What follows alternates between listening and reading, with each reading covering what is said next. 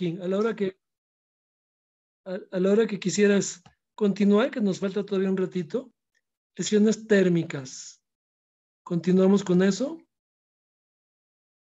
Por favor. Lesiones térmicas de la laringe. ¿Sí? Bueno, son el desarrollo de inhalación de las temperaturas altas o ingestión de alimentos líquidos muy calientes. Bueno, se vincula un desarrollo de edema mucoso masivo de la laringe capaz de producir la muerte en minutos por obstrucción ventilatoria.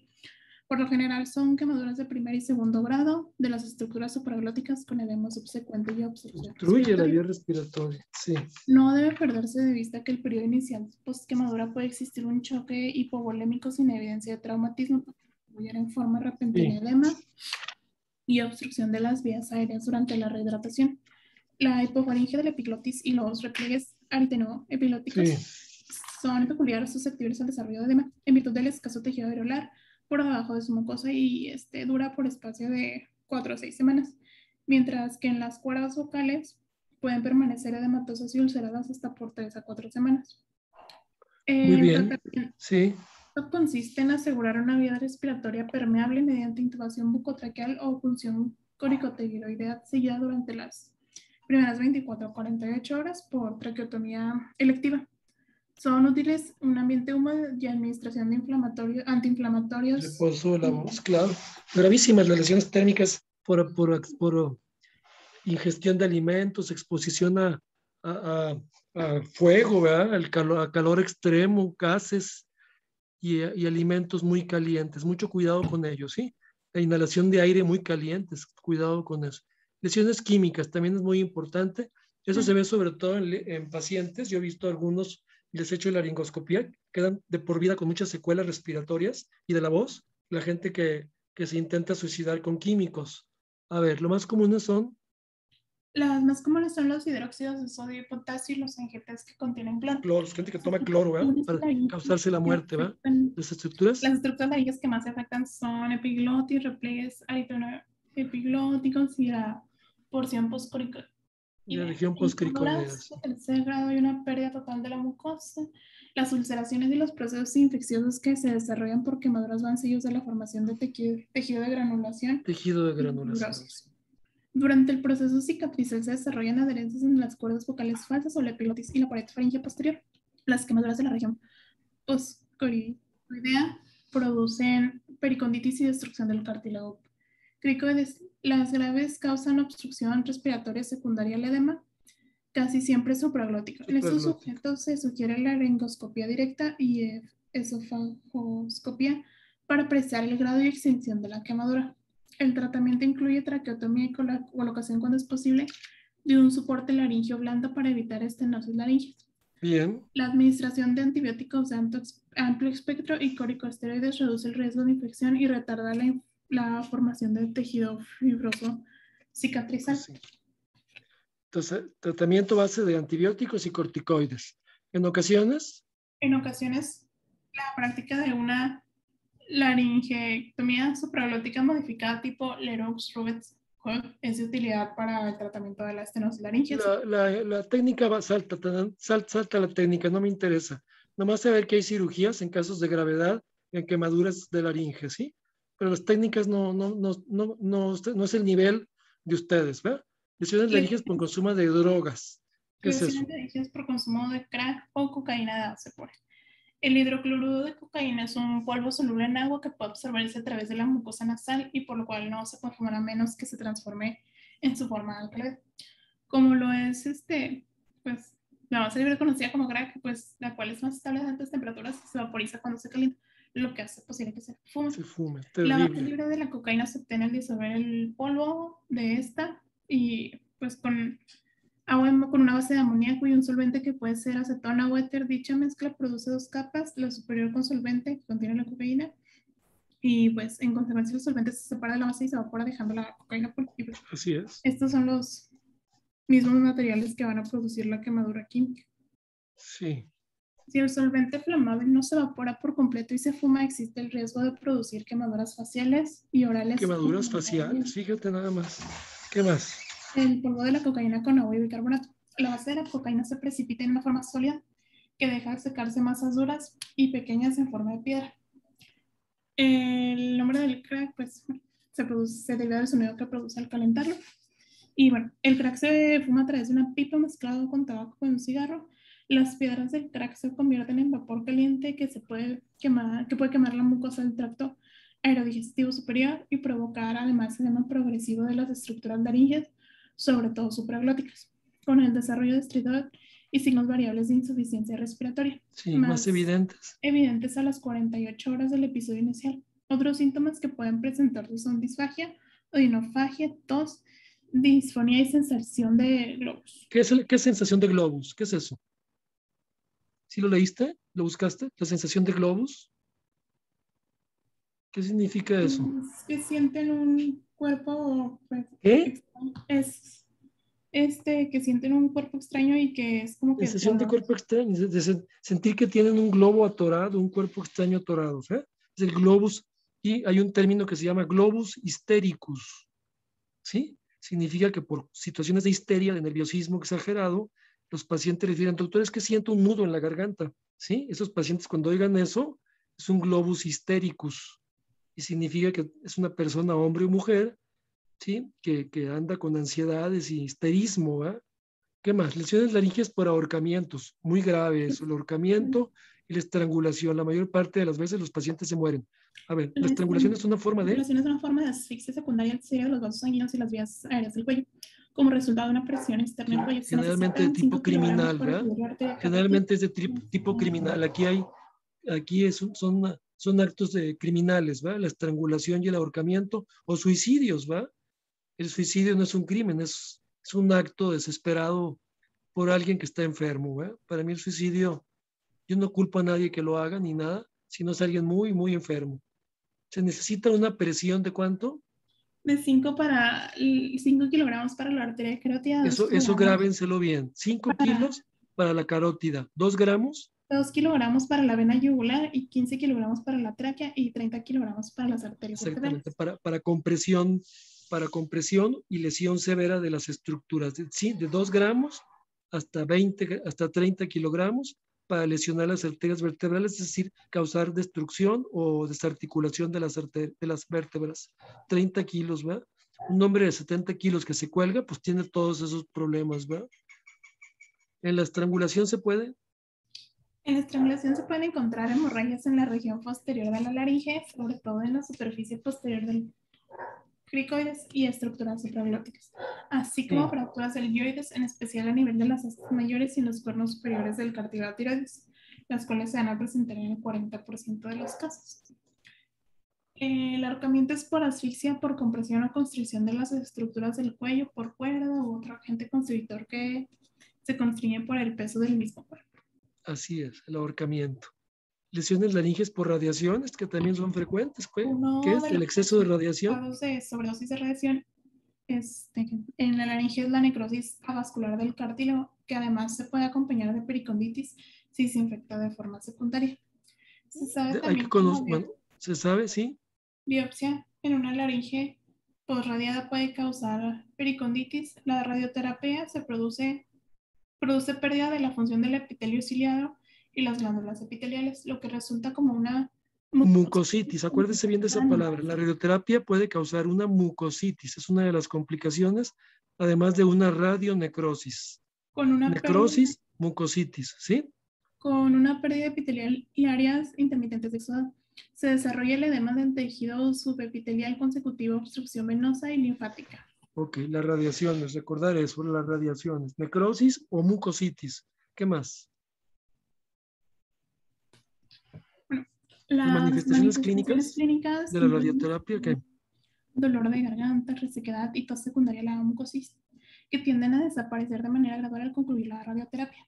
Sin embargo, algunos pacientes desarrollan edema considerable de la laringe que puede precipitar obstrucción respiratoria y durar meses o años. Puede haber necrosis de los cartílagos laringeos como complicación tardía de la radioterapia y su inicio se caracteriza por fiebre, dolor local, disfonía y obstrucción respiratoria.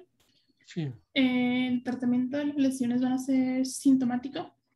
En el edema obstructivo no infeccioso son útiles dosis bajas de esteroides inhibidores de las prostaglandinas.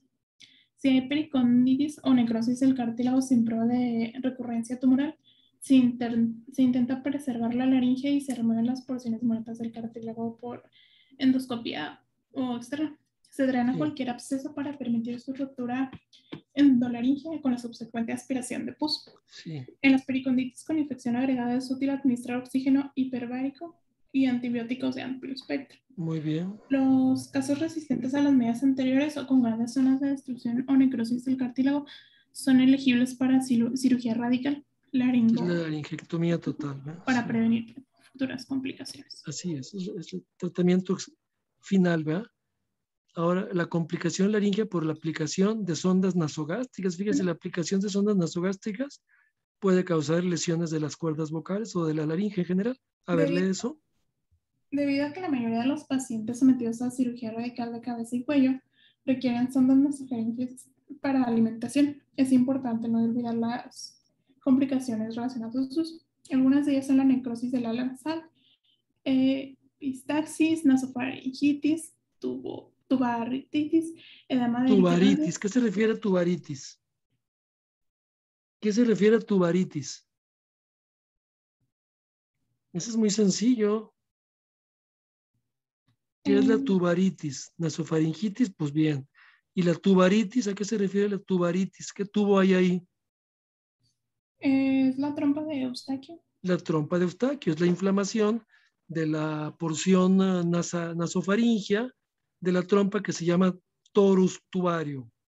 ¿Sí? Es el torus tubario y su inflamación se denomina tubaritis. Puede haber edema de aritenoides, ¿qué más? Ulceraciones mucosas de la región postcoricoidea y en modo ocasional parálisis de las cuerdas vocales en la aducción y condoritis del coricoides. De acuerdo. ¿Se sugieren? Radiografías anteroposteriores del cuello para valorar la localización de la sonda nasogástrica de 48 a 72 horas después de colocarlo, o cuando el sujeto desarrolla síntomas como dolor referido en la parte inferior del cuello que va a aumentar durante la deglución. ¿El tratamiento es conservador? El tratamiento es conservador si la sonda se halla en posición mediante debe colocarse más lateral.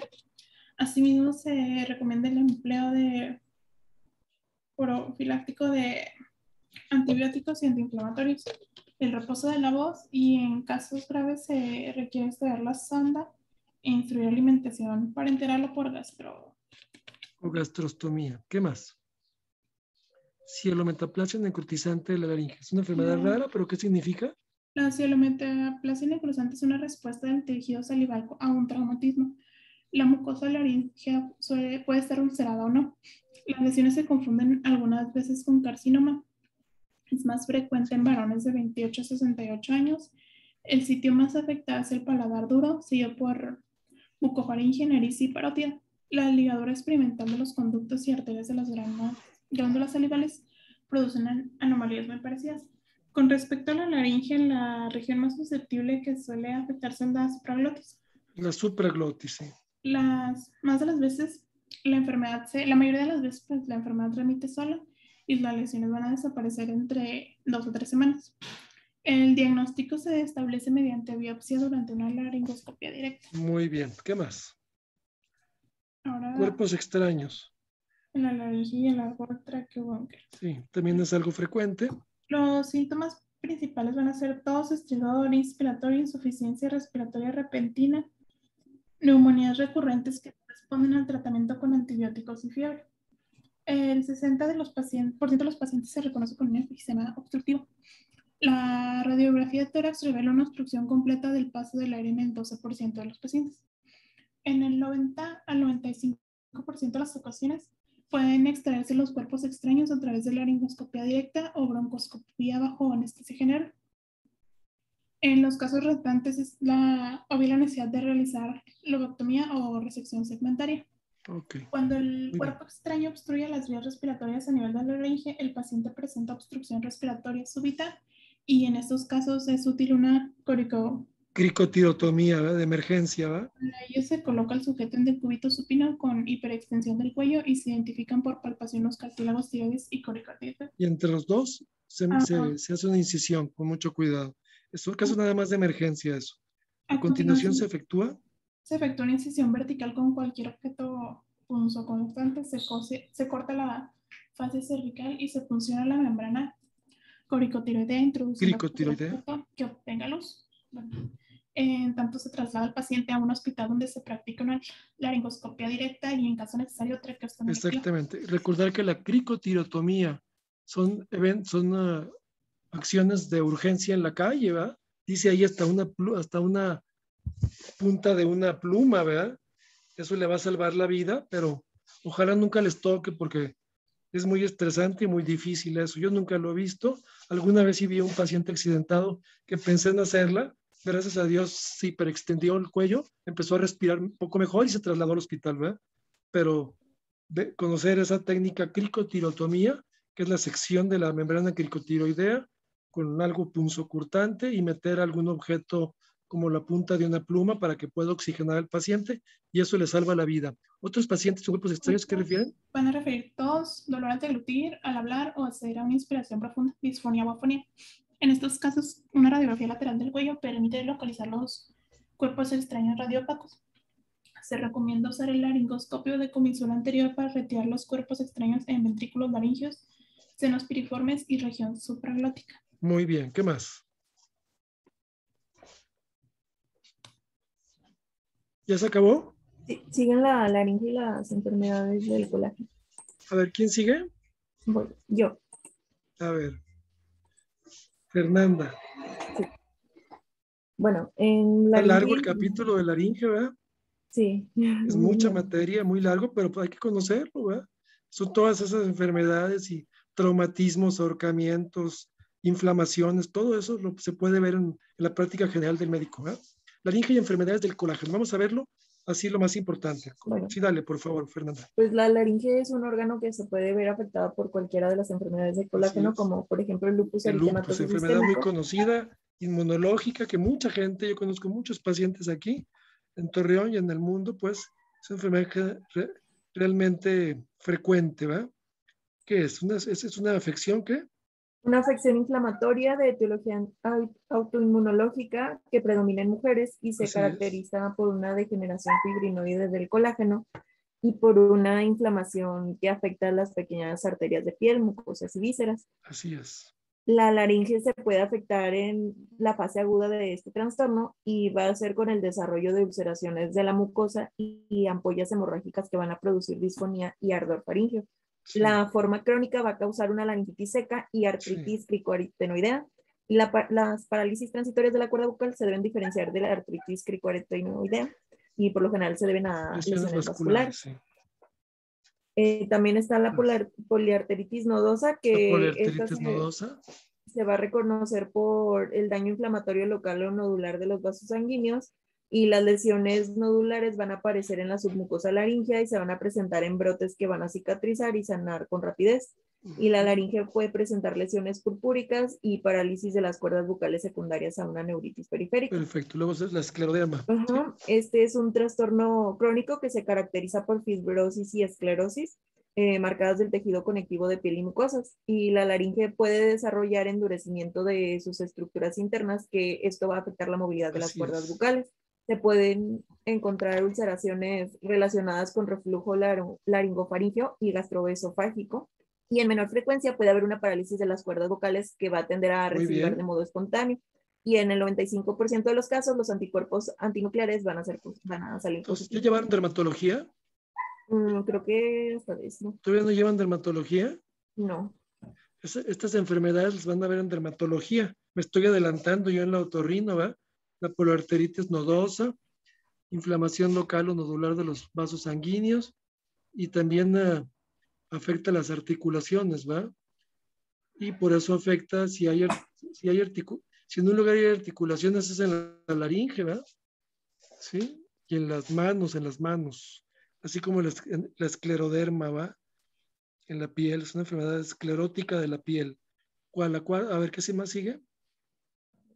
Sigue la artritis reumatoide. La cuarta, sí, artritis reumatoide. Yo creo que es la más frecuente de todas las enfermedades inmunológicas que pueden afectar la laringe.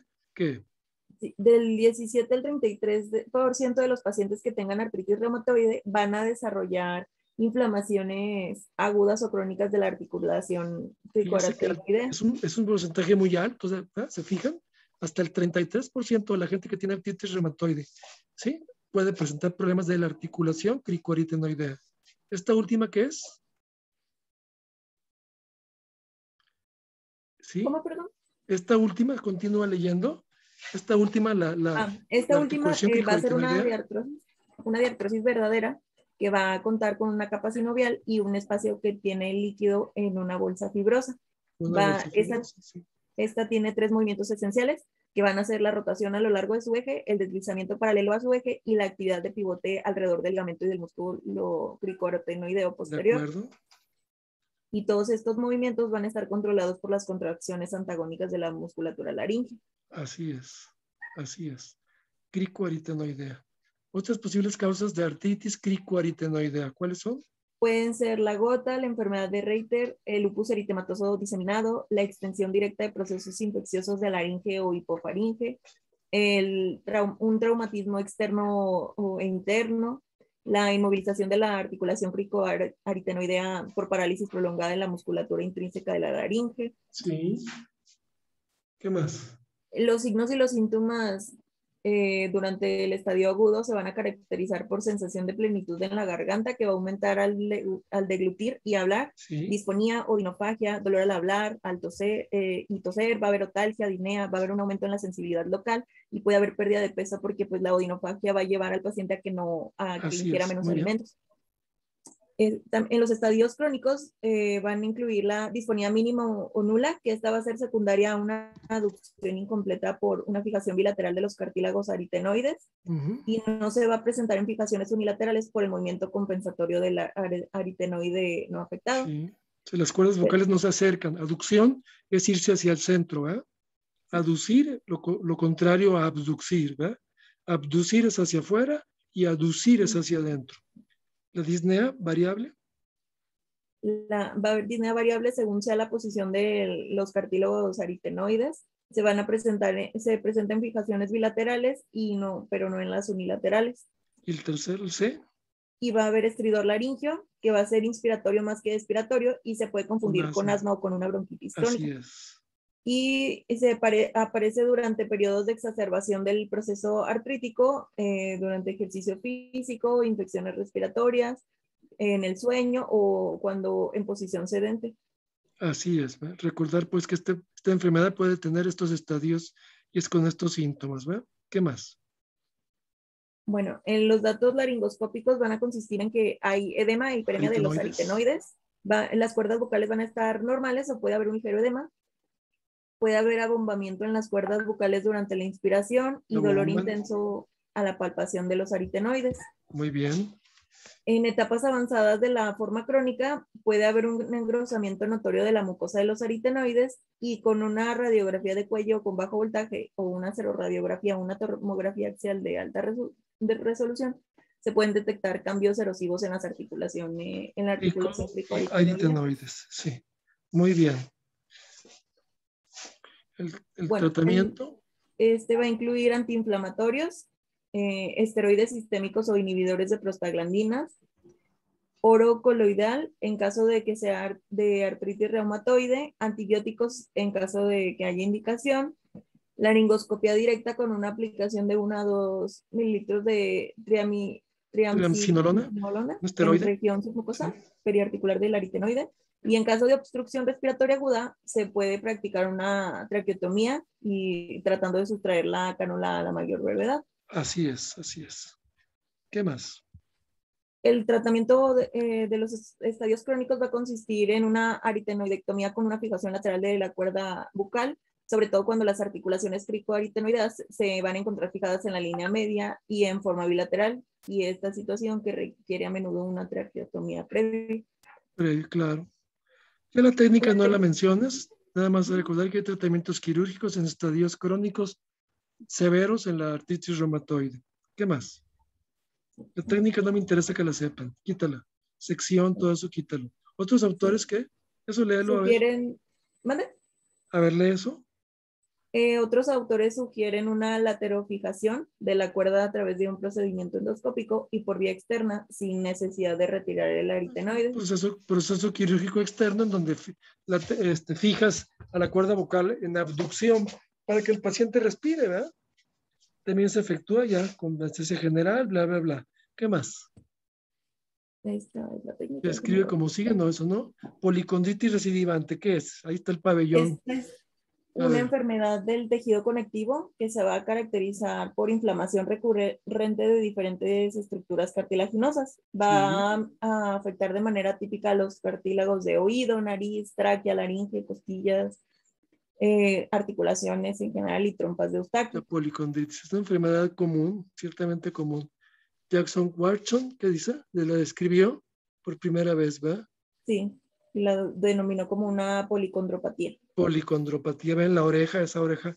Es una policondritis auricular recidivante, es la clásica, inflamación del pericondrio. Vean cómo se ve fea inflamada.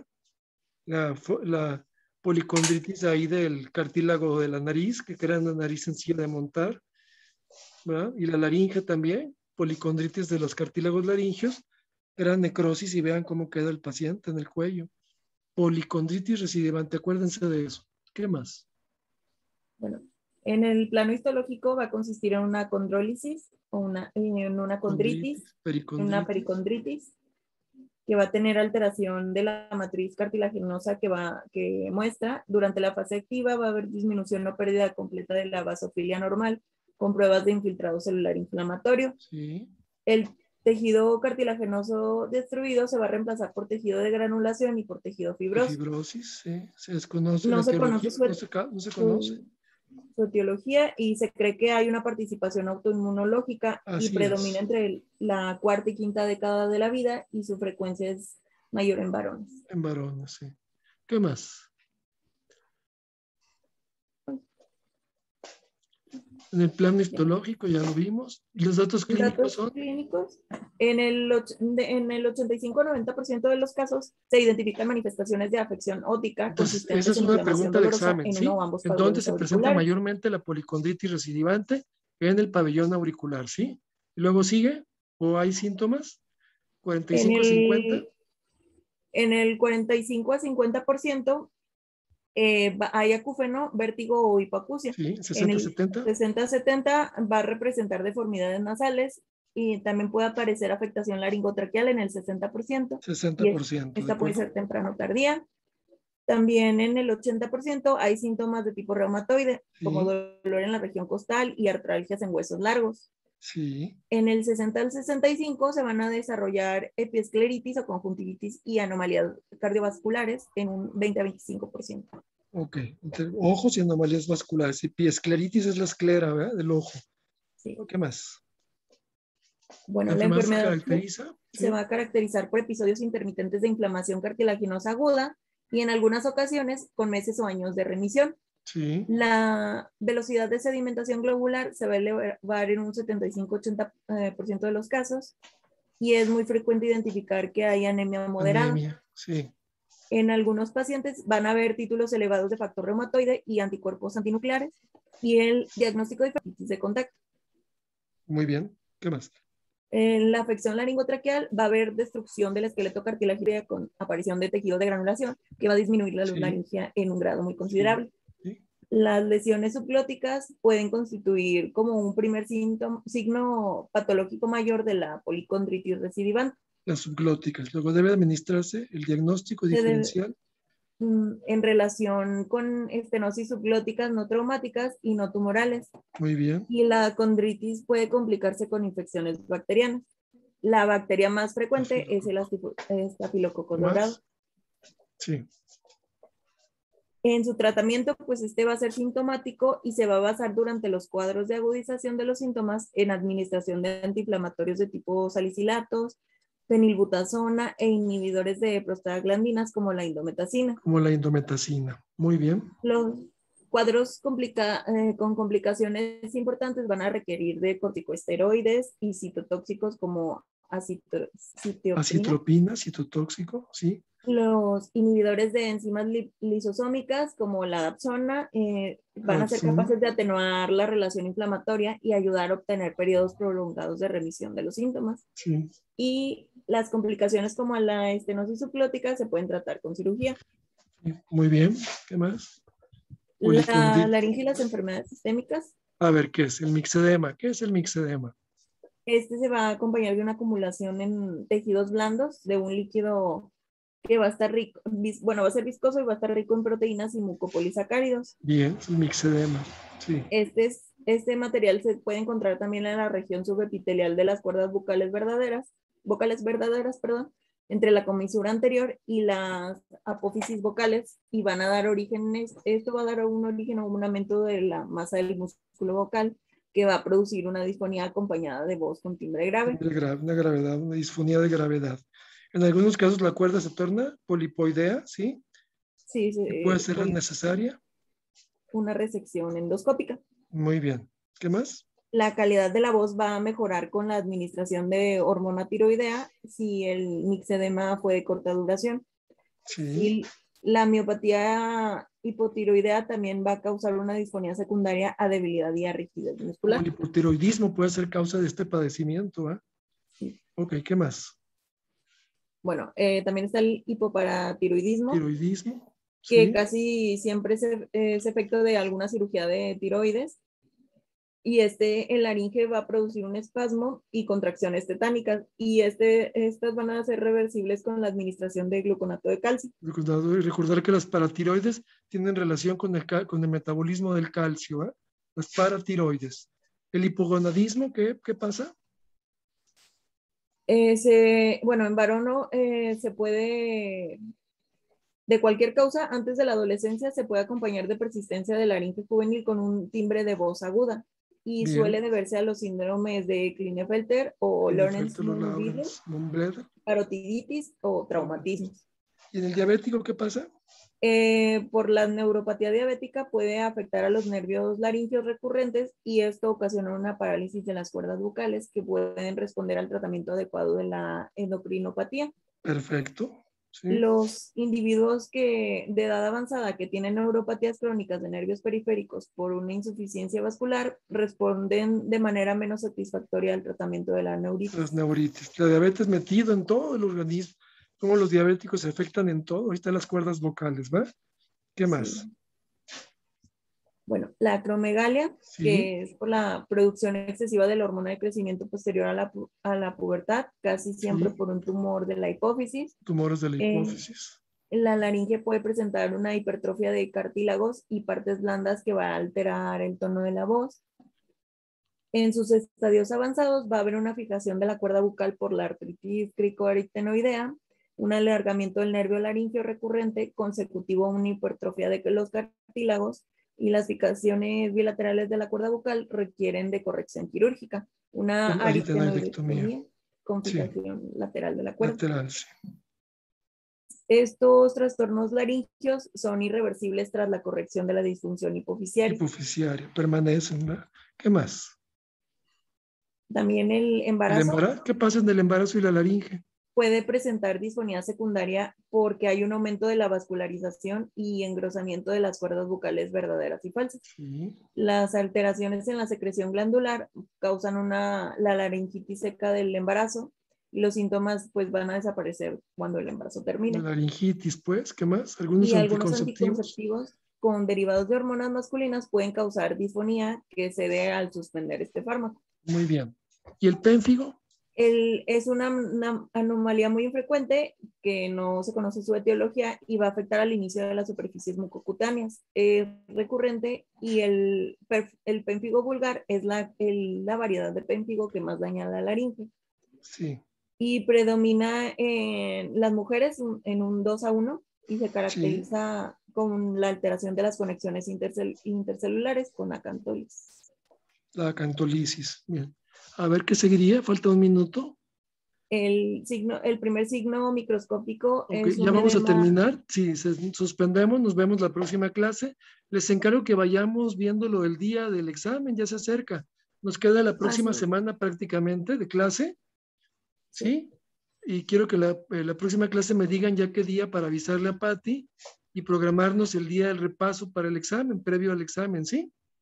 Sí, ¿Te doctor. encargo, jefa? Sí, Para que me avisen y estar ya conscientes qué día van a querer el examen dentro de lo marcado, ¿eh? sí, doctor. Bueno, yo creo, mira, falta un minuto. Nos quedamos aquí en el primer signo microscópico del pénfigo, ¿va? Estamos hablando de Sí, pénfigo, ¿va? sí. ¿Sí? Entonces, lean lo que falta del capítulo. Yo creo que ya lo terminamos la próxima clase y continuar con el siguiente capítulo, que es continuación de laringe, ¿va? ¿Sí? Sí, todavía sigue siendo la misma. Que sigue, perdón, Tumores laringeos. tumores. Esto también es muy importante. Entonces, terminamos este capítulo e iniciamos con el otro la próxima clase y me avisan de qué día quieren el examen para programarnos, verlo el examen, yo revisar qué preguntas voy a poner y orientarlos sobre qué va a tratarse el examen, ayudarles, ¿sí? Sí, doctor. Dentro de lo que es normal. No les voy a regalar el examen, pero sí los voy a orientar hacia que lean, que estudien, para que pues, se dediquen a eso, ¿va? A